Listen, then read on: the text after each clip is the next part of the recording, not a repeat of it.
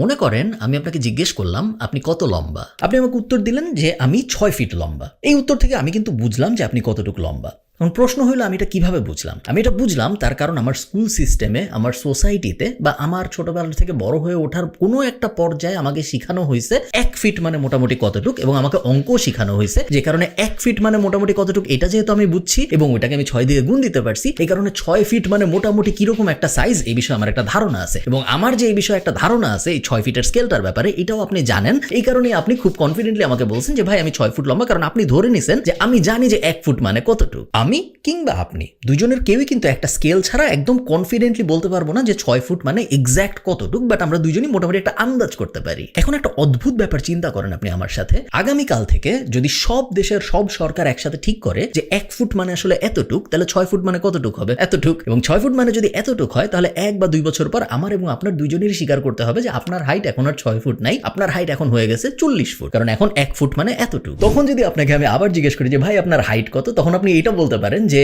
নতুন স্কেলের হিসাবে আমার হাইট 40 ফুট, কিন্তু পুরান স্কেলের হিসাবে আমার হাইট ছিল 6 ফুট। এই যে ব্যাপারটা যে একটা জিনিসের মান বদলায় দেওয়ার কারণে ওইটা টোটাল ভ্যালু বদলায় যাওয়া, এই জিনিসটা 1971 সালে একবার হয় এবং এই জিনিসটা করে আমেরিকার তৎকালীন প্রেসিডেন্ট নিক্সন। নিক্সনের কাছে আমরা ফেরত আসবো, বাট তার আগে আমাদের টাকার ব্যাপারে একটু জানতে হবে। অনেক আগের কথা, মানুষ তখন আস্তে আস্তে কলোনি বানানোর দিকে যাচ্ছে হান্টার গ্যাদারার থেকে বের হয়ে এসে। আপনি জানেন যে সিভিলাইজেশনের শুরুর দিকে, মনুষ্যজাতির শুরুর দিকে চাকরি বলে কিছু ছিল না, সবাই নিজের উপার্জন নিজে করতো। যে ক্ষেত খামার করে সে ক্ষেত খামার করতো, যে পশুপালন করে সে পশুপালন করতো। চাকরি ব্যাপারটা কিন্তু সিভিলাইজেশনের শুরুতে আসে নাই। এরপরে আস্তে আস্তে যখন কলোনি শুরু হয়, আস্তে আস্তে ছোট ছোট গ্রাম শুরু হয়, তখন একটা সমস্যা দেখা দেয়। সমস্যাটা কি?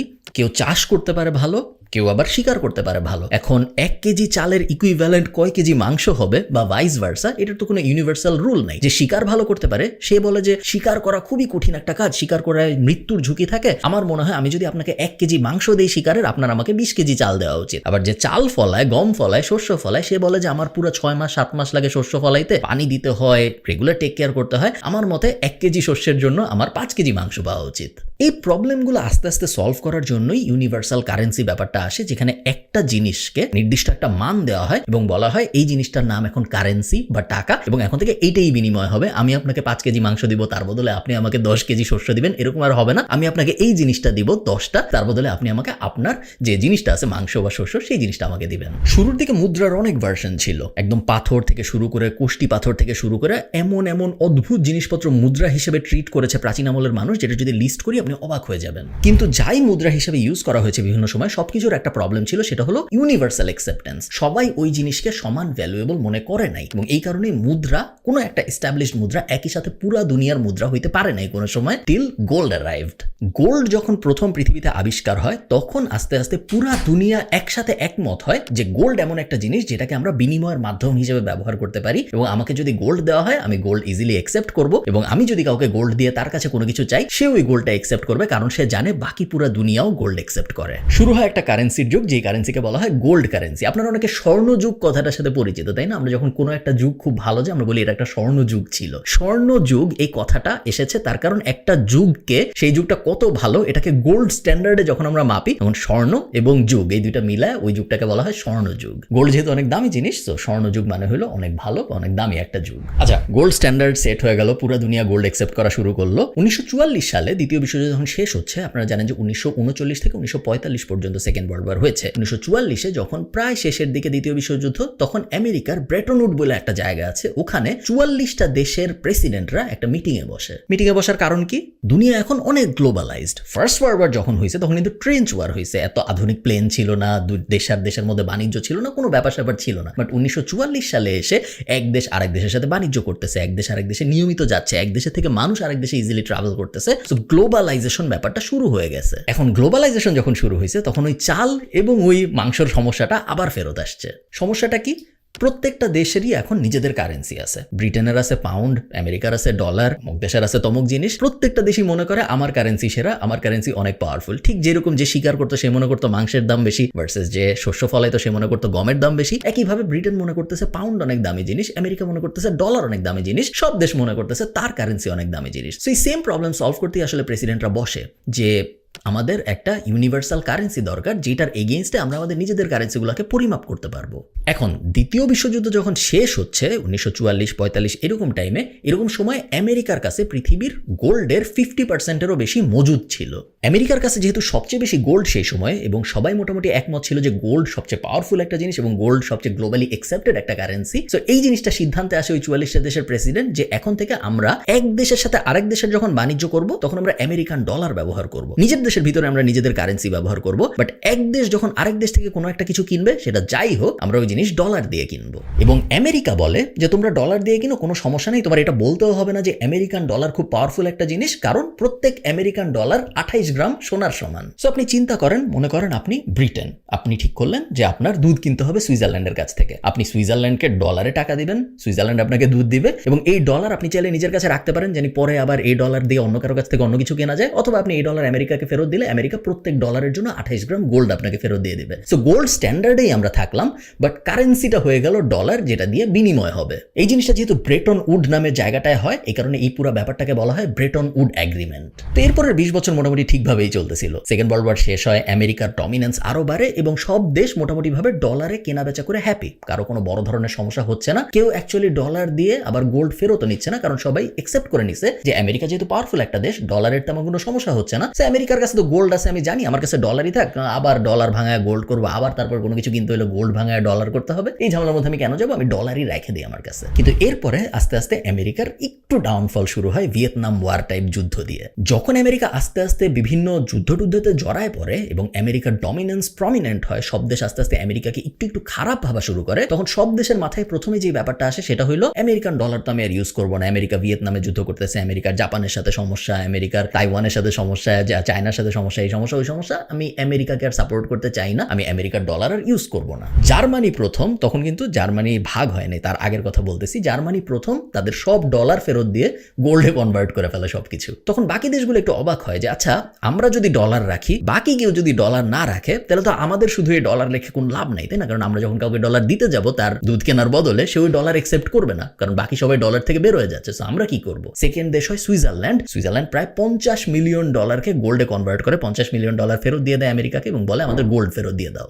আমেরিকা বুঝতে পারে যে সবাইকে যদি গোল্ড ফেরত দিয়ে দিই আমরা, তাহলে একটা বড় সমস্যা হবে, সেটা হলো আমেরিকার গ্লোবাল ডমিনেন্স শেষ হয়ে যাবে, কারণ কেউ আর ডলার ব্যবহার করবে না। এই সমস্যার থেকে বের হইতে কি করা যায়? 1971 সালে অনেক অনেক গোপন ডিসকাশনের পর প্রেসিডেন্ট নিক্সন একটা ঘোষণা দেয়। উনি বলে এখন থেকে আমেরিকার ডলার গোল্ড স্ট্যান্ডার্ড থেকে বের হয়ে যাচ্ছে, এখন থেকে আমেরিকার ডলারের সাথে গোল্ডের কোনো সম্পর্ক থাকবে না। এই ব্যাপারটাকে বলা হয় নিক্সন শক। আপনি একটু চিন্তা করেন ব্যাপারটা কি হইলো। নিক্সন শকের আগ পর্যন্ত আপনার কাছে $1 ছিল মানে হলো আপনার কাছে 800 মিলিগ্রাম গোল্ড ছিল। হ্যাঁ, আপনার কাছে গোল্ডটা ফিজিক্যালি ছিল না, বাট আপনি জানতেন যে এই $1 800 মিলিগ্রাম গোল্ড রিপ্রেজেন্ট করে, যেই গোল্ডটা আমেরিকান সরকারের কাছে রাখা আছে, আমি চাইলেই আমেরিকান সরকারকে আমার এই ডলারটা ফেরত দিতে পারি এবং তার বদলে সে আমাকে আবার গোল্ড দিয়ে দিবে। কিন্তু 71-এর এই ঘোষণার পরে যে ব্যাপারটা হলো সেটা হলো এখন থেকে গোল্ড এবং আমেরিকান ডলারের কোনো সম্পর্ক নাই। ইকোনমিক্সের ভাষায় এই ব্যাপারটাকে বলা হয় গোল্ড স্ট্যান্ডার্ড থেকে আমেরিকান ডলার বের হয়ে গেল। তাহলে নেক্সট অবভিয়াস প্রশ্ন যেটা আসবে সেটা হলো গোল্ড এবং ডলারের যেহেতু এখন আর কোনো সম্পর্ক নাই, তাহলে $1 কতটুকু গোল্ড পাওয়া যাবে, বা আমি যদি 1 গ্রাম গোল্ড কিনতে চাই আমার কতটুকু ডলার দিতে হবে, এটা কে ঠিক করবে? এটার উত্তর হলো গোল্ডও এখন থেকে 1971-এর ওই সময়টার থেকে নর্মাল সাপ্লাই অ্যান্ড ডিমান্ড মার্কেটে প্রবেশ করলো। তার মানে হলো মুরগির ডিমের দাম যেভাবে ঠিক হয়, মুরগির ডিমের সাপ্লাই কতটুকু আছে, মুরগির ডিম মার্কেটে অ্যাভেলেবল কতটুকু, ওটার উপর ঠিক করে যেহেতু দাম বাড়ে কমে। আপনারা জানেন যে বাংলাদেশে মুরগির ডিমের দাম কে ঠিক করে? কেউ ঠিক করে না। মুরগির ডিমের সাপ্লাইয়ের উপর ভিত্তি করে অটোমেটিক্যালি ক্যাপিটালিস্টিক মার্কেটে দাম ঠিক হয়ে যায়। গোল্ডও 1971 সালের পরে থেকে ঠিক এই একই ব্যবস্থার মধ্যে প্রবেশ করে। এই ডিসিশনটা ওই সময় যেহেতু এক রাতের মধ্যে নেওয়া হয়েছে, নিক্সন কিন্তু তার খুব কাছের কয়েকজন মানুষ ছাড়া খুব বেশি মানুষকে বলে নাই এই ব্যাপারটা। বিশাল একটা কেওস সৃষ্টি হয় আমেরিকান মার্কেটে, সবকিছুর দাম ভয়ঙ্কর ভাবে বাড়া শুরু হয় এবং আমেরিকায় বিশাল বড় ধরনের একটা ইনফ্লেশন সৃষ্টি হয়। তার কারণ ডলারের উপরে মানুষের বিশ্বাস একদমই কমে যায় ওই সময়। ক্রুড অয়েলের দাম 8% বেড়ে যায়, নিত্য প্রয়োজনীয় দ্রব্যাদির দাম বাড়তে থাকে এবং নিক্সনের পদত্যাগ চেয়ে মানুষজন আন্দোলন করা শুরু করে। এবং অবস্থা এত বাজে হয় যে আমেরিকান সরকার একটা এক্সিকিউটিভ অর্ডার পাবলিশ করে, যে এক্সিকিউটিভ অর্ডারে বলা হয় যে আগামী 90 দিন কোনো ব্যবসায়ী কোনো কিছুর দাম বাড়াইতে পারবে না এবং আগামী 90 দিন কারো বেতনও বাড়ানো যাবে না। শুধু যে এই জিনিসটা করা হয় তা না, প্রোডাক্ট ইম্পোর্টের ক্ষেত্রেও অনেক ধরনের এক্সট্রা ট্যাক্স বসানো হয় যেন আমেরিকান প্রোডাক্ট মানুষ আরো বেশি কিনে। ফরচুনেটলি এই দুইটা ব্যাপার কাজ করে। মানুষ আস্তে আস্তে আবার ডলার ব্যবহার বাড়ানো শুরু করে এবং বিভিন্ন দেশ যাদের কাছে ডলার ছিল তারা যেটা এক্সপেক্ট করছিল অনেকে যে সবাই ডলার ফেরত দিয়ে যার যার গোল্ড নিয়ে বিদায় হয়ে যাবে, ডলার আর গ্লোবাল কারেন্সি থাকবে না। বাট ব্যাপারটা হয় না। সব দেশ মোটামুটি বলে যে না, ঠিক আছে, এখন আর ডলারের সাথে গোল্ডের কোনো সম্পর্ক নাই, বাট আমরা ডলারকে তাও বিশ্বাস করি এবং আমরা আমেরিকার যে সুপার পাওয়ার, এই সুপার পাওয়ারে এখনো বিশ্বাস রাখি এবং আমরা এখনো ডলার দিয়েই ট্রেড করব।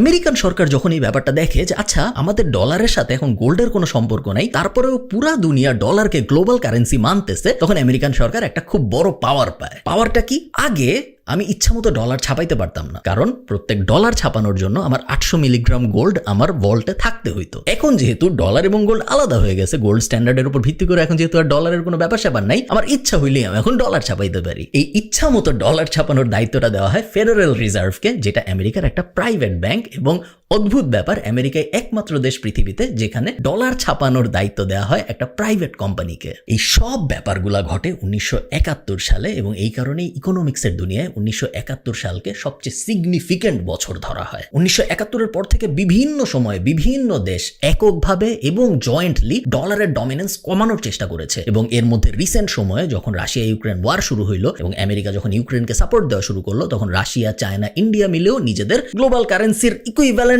একটা অল্টারনেটিভ অপশন বানানোর চেষ্টা করেছে। এখন পর্যন্ত যত দেশ এই চেষ্টা করেছে, ইভেন আপনারা জানেন যে বাংলাদেশ এবং ইন্ডিয়াও নিজেদের মধ্যে রুপিতে আদান প্রদান করার, বাণিজ্য করার চেষ্টা করেছে এবং অনেকাংশে সফল হয়েছে, অনেকগুলো ট্রেড হয়েছে। বাট গ্লোবালি এখনো ডলারের ডমিনেন্স কমে নাই এবং মনে হচ্ছে না খুব সম্ভবত খুব তাড়াতাড়ি সময়ে আমরা ডলারের ডমিনেন্স কমতে দেখতে পারবো। এবং এত ভয়ঙ্কর একটা ব্যাপার, এত ইন্টারেস্টিং একটা ব্যাপার হয়েছে 1971 সালে, এটা আমার ধারণা আপনারা অনেকেই জানতেন না। এই কারণে আমি ভাবলাম আপনাদের সাথে এই গল্পটা শেয়ার করি। ভালো থাকবেন সবাই, সবার সাথে আমার কথা হবে পরের কোনো একটা ভিডিওতে। টাটা।